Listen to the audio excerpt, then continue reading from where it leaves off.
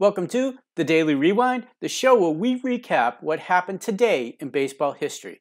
And we love to bring you voices from the past so you can look for them at the end of the show. Now, everything you hear in today's show is on thisdayinbaseball.com, and of course, there's much more there. The average day has hundreds of events, birthdays, debuts, and much more. Now, my name's Tom Hannon, and if you're new to the pod, what I do is simply go to This Day in Baseball's current day, and I share a few stories. And they could be birthdays, debuts, final games, passings. I love to highlight cool events, ironic history, and some flat-out historic stuff. Before I jump into today's events, if today is a special day, you can easily make it a lifetime memory by commemorating it. You can do this on thisdayinbaseball.com. You simply go to the dedication page, click on the link above the article, every date, player, season, team, ballpark. It's super easy. And it's just $25 for the year and $50 for a lifetime. And you can add in a personal note that is going to show up on that page for a lifetime. Now, if you're interested, you can do it directly on the site, or if you have questions, please reach out to me directly at tom@thisdayinbaseball.com. Now let's get things rolling. Today is November 4th.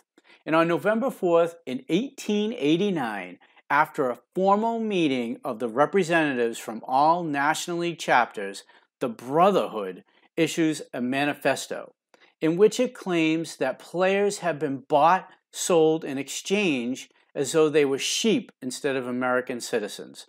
This bold statement constitutes a declaration of war between the Brotherhood and the Major League officials, which will soon exploit into the formation of the Players League.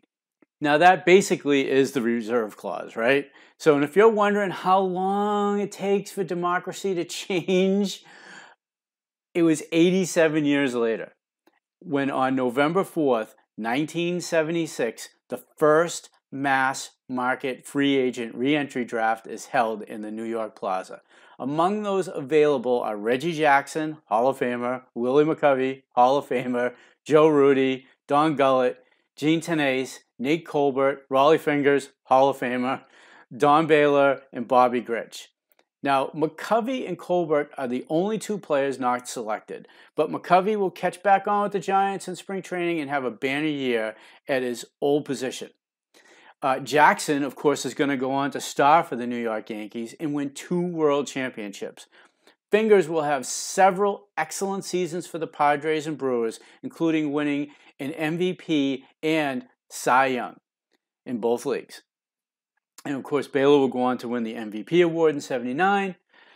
And it just goes to show you how long it took for this to actually happen. It's amazing when you think of baseball history, how long the reserve clause actually lasted and was defended in Supreme Court. And they were able to keep it in place for a very long time. Today's player of the day, he was born on November 4th, 1887. One of the greatest pitchers of the dead ball era, Grover Cleveland Pete Alexander. He rivaled Walter Johnson as baseball's premier hurler throughout the second decade of the 20th century.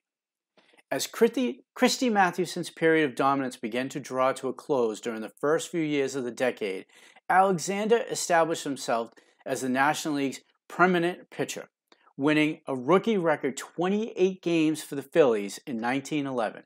He followed that up with win totals of 19, 22, and 27 the next 3 seasons, before beginning arguably the most dominant 3-year stretch turned out by any pitcher in baseball history.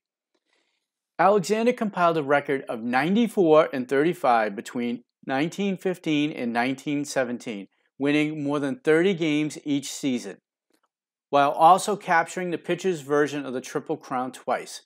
His performance in 1916 ranks among the greatest single-season efforts ever. In addition to compiling a record of 33 and 12, and also leading the league with a 1.55 ERA. Now imagine in today's baseball, 38 complete games, 388 innings pitched. I mean, you're lucky to have 3 starters on a team who do that now, and 167 strikeouts. Alexander threw in an all-time record 16 shutouts. By the end of the decade, the right-hander, affectionately known as Old Pete to his teammates, had won a total of 233 games and 3 Triple Crowns. Alexander accomplished all he did despite spending virtually all of 1918 in the military, while also battling alcoholism and epileptic seizures throughout much of his career. There's much more on Pete Alexander on thisdayinbaseball.com. Go over to his page, just click the link in the show notes. You're going to be amazed at the amount of information that we have on Pete Alexander and all his events throughout his history. There's got to be 100, and it's really cool stuff that you don't hear every day. You can get those right in the show notes. And before I get to the audio, please like, follow, subscribe, and share our show. And if you have a special date, a player or event, please consider dedicating a page. It's super easy. Those dedications allow us to improve the site and the content that you love to listen to, love to read, love to see on YouTube. That's what those dedications do. They help us give you a better experience. Now, here is the broadcast featuring Keith Jackson and Howard Cosell announcing Reggie Jackson's infamous 3-home run game in Game 6 in 1977. That would never have happened without free agency. And it's just amazing to think it took 87 years when the players were really going up against it to actually make it happen. It's just stunning. But because it happened, Reggie went from Oakland to Baltimore and then the Yankees, and he made history and became Mr. October. So here's Reggie, and I'll see you on the flip side. Reggie Jackson. Long drive right field. Goodbye. A big World Series for Reggie Jackson, despite all the palaver about his discontent with Billy Martin as he comes up with his 3rd home run of the series. Quickly, the Yankees go ahead.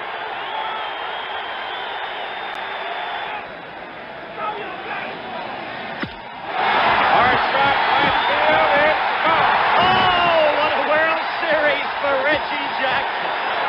First pitch, right in his wheelhouse, as John Siebel would say. Reggie Jackson now well on his way to becoming the most valuable player in the 1977 World Series if the Yankees go on to win. Reggie Jackson has seen 2 pitches in the strike zone tonight, 2, and he's hit them both in the seats.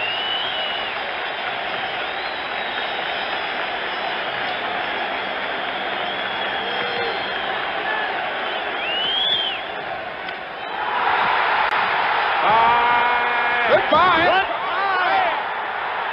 Oh, what a blow. What a way to tough it off. Forget about who the most valuable player is in the World Series. How this man has responded to pressure. Oh, what a beam on his face. How can you blame him? He's answered the whole world. Reggie Jackson's last at-bat, probably in the 1977 series. What a colossal blow! And that was a monster in itself. 475 feet, probably. Look at that. Look at Torres. You don't think they know it? Feel it in there? What are they all thinking now? After all the furor, after all the hassling, it came down to this. A whole long season. Out comes Reggie.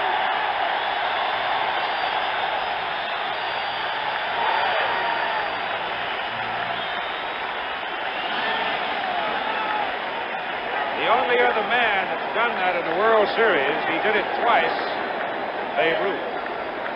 That's pretty splendid company to be in. But Reggie, the candy bar was not named after the Babe. Look at it again. Look at turn on this pitch. Knuckleball or no knuckleball. It was what Reggie wanted. He got great extension out of his arms. Look at him. Stand there and look at him. He knew it was gone. A monstrous blow. High above the 417-foot mark. Deep into the empty area without spectators. Measure it 450 to 475. There's a sense of release in that man now. Fulfillment is written in his face. Well, we just told you, only one other man had done it. Babe Ruth did it twice.